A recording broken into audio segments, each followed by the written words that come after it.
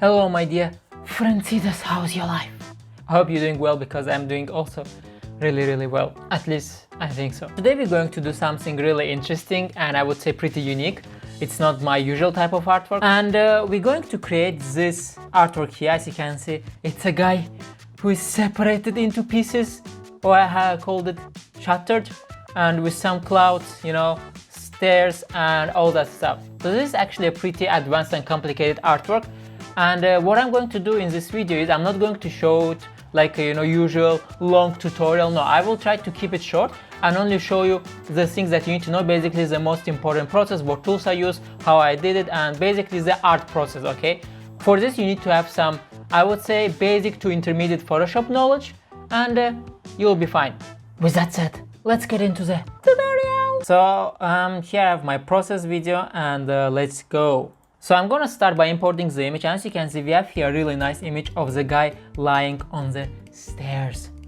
Beautiful image. And the first thing I need to do is I need to rotate it. I mean, it's pretty simple. This is the rotation that I chose, and I just saw that visually it's going to look better if he's rotated like that. But here's a problem, is that when I do that, I have here these empty places, and what are we gonna do with that? So the first thing that I do is I try to change colors using camera raw filter, but this is not too important because you can change the colors depending on your taste and so on. So I'm just gonna skip this part, and voila, this is the colors that I did. So now in order to fill these spaces, what I will do is I will convert it into a smart object. If you just click right button there, you can go and choose convert to smart object. Afterward I will create a duplicate of it, and then I'm gonna use this lasso tool to basically, as you can see, select the places that I want to fill, just doing some simple selection, some very basic stuff.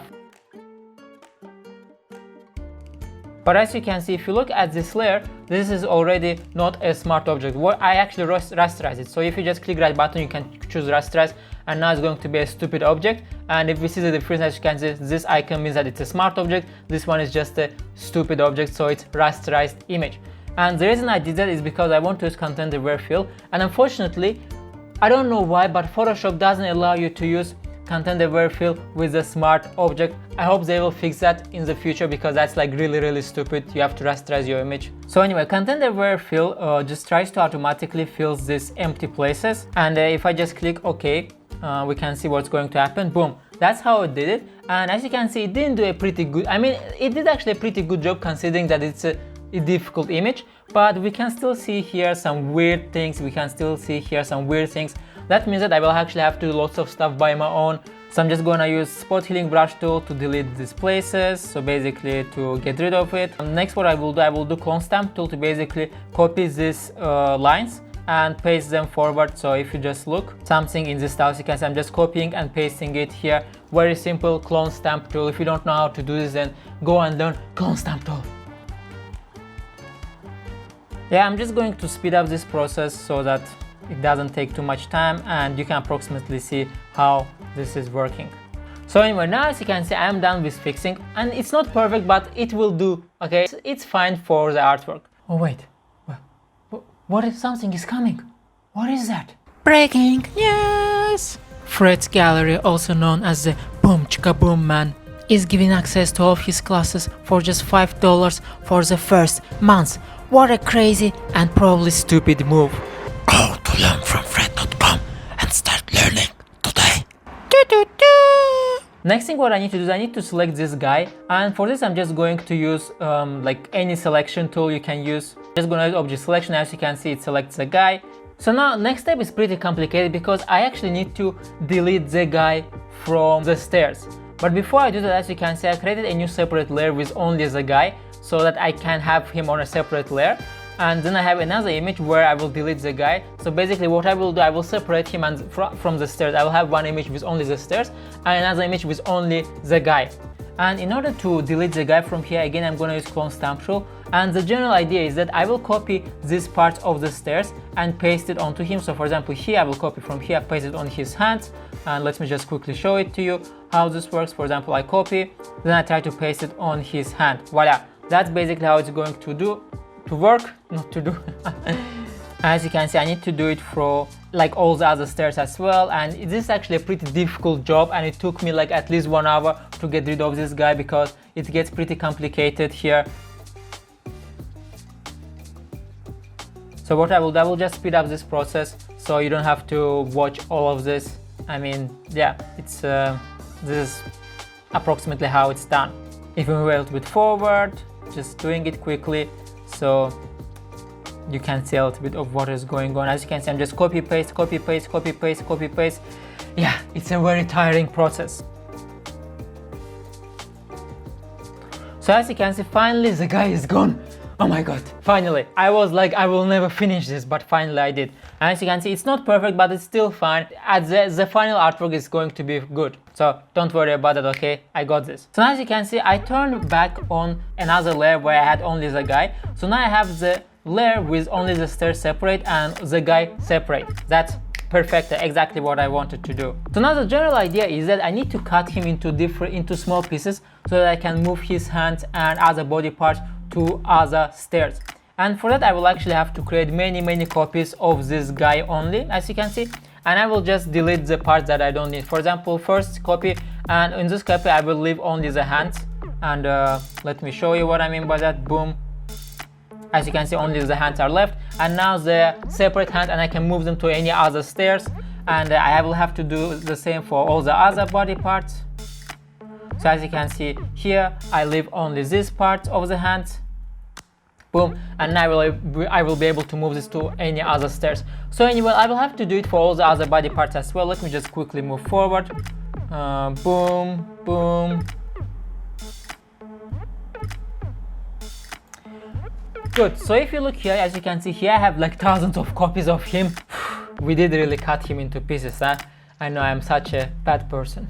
I couldn't find a different word. So it looks like it's together, but it's not. It's just separated into pieces, and now we can just move them around. For example, I can take the hands and move them up. Boom, boom. So now as you can see, once I move the hands here, the idea is that I need to make them look a little bit like a 3D, so they need to look thicker, okay? Because right now it looks very flat. It just looks like it's his sticker. It's a sticker of his hands on the stairs. In order to make them thicker, I will have to create a duplicate of these hands.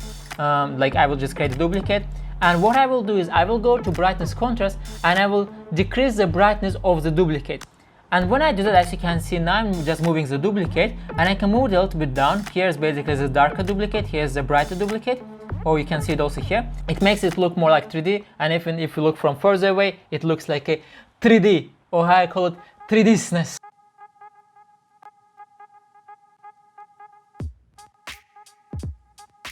Look at that, perfecto.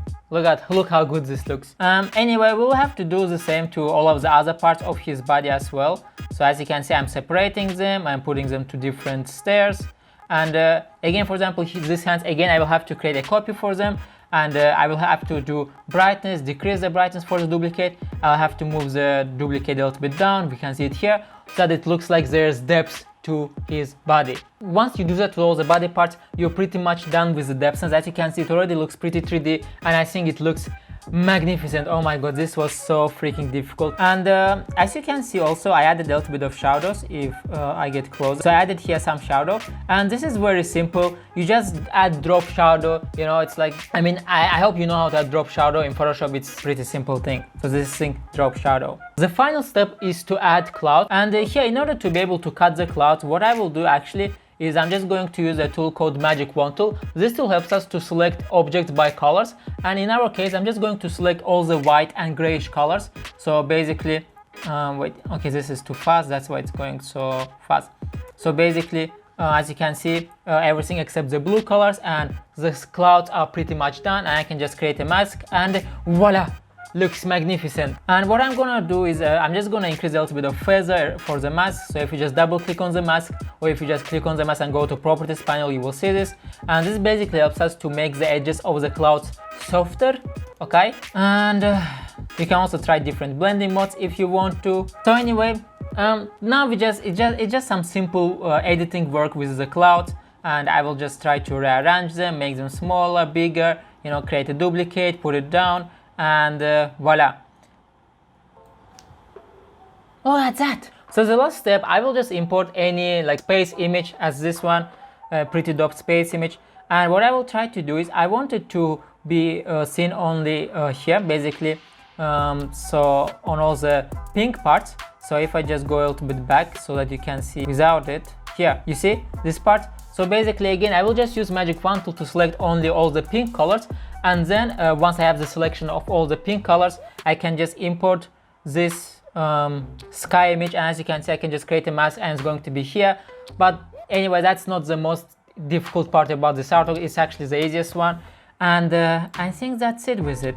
Yeah, and then at the end I just did another color grading, just again some editing the colors, but that's not too important because like you can do different colors if you want to. Yeah, so the reason why I didn't do detailed tutorial, because this artwork is like really difficult and advanced, and it would take me years to create a detailed tutorial. But the thing that if you know basics, not basic, but from basic to intermediate Photoshop, then you will understand everything I said. If you don't understand something, that means you don't know Photoshop well enough, and you could just go and learn the tools that I was explaining here, and then come back here and see how this was done. I hope this was useful. In any case, I love you guys. Make sure to check out my premium Photoshop classes. Maybe I will release this class there, I'm not sure. I mean, it's such a headache, this whole artwork, creating it again and all this. Oh my god, that was painful. I'm not going to lie. Love you guys. Bye bye.